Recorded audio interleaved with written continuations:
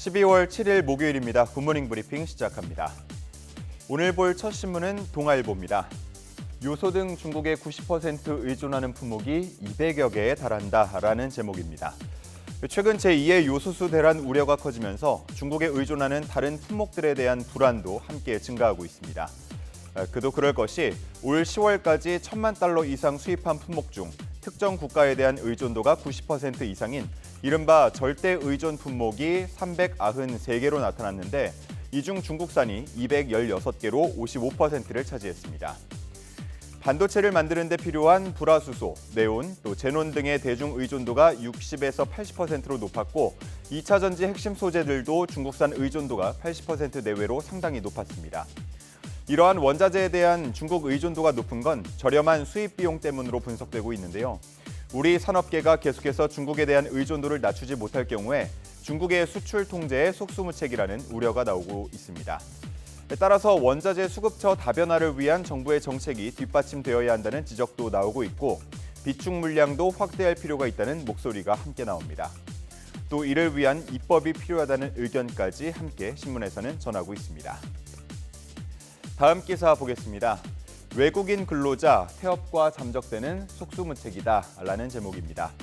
정부는 중소기업의 인력난을 해소하기 위해서 내년에 E9 비자, 비전문 외국인 근로자를 16만 5천 명까지 들여오기로 했습니다.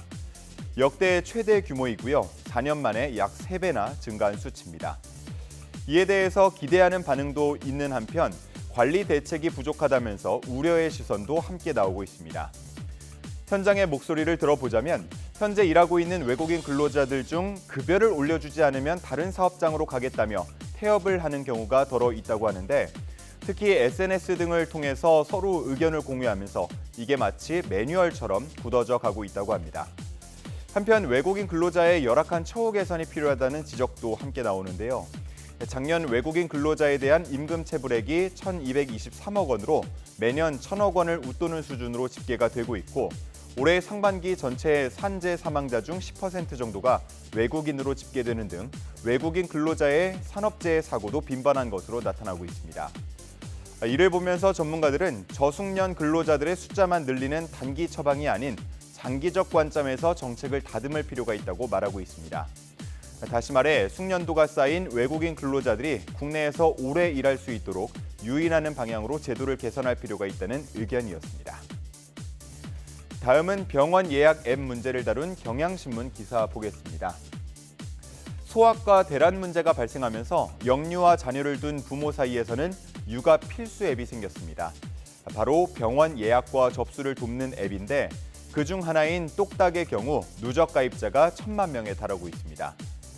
일부 병의원은 이러한 앱을 통해서만 예약을 받고 있는데요. 그러다 보니 앱을 사용하지 않는 환자나 앱 사용이 서툰 고령층의 경우 발길을 돌려야 하는 문제도 발생하고 있습니다. 이에 대한 비판과 문제 제기도 함께 늘고 있는데 국민신문고에는 공공재인 병원 진료를 유료로 이용해야 해 부담이 가중된다는 내용도 올라오고 있고요. 또 국가통합 앱을 통해서 국민 모두가 일괄적으로 복지 혜택을 누릴 수 있도록 개선해야 한다는 등의 의견이 나오고 있습니다.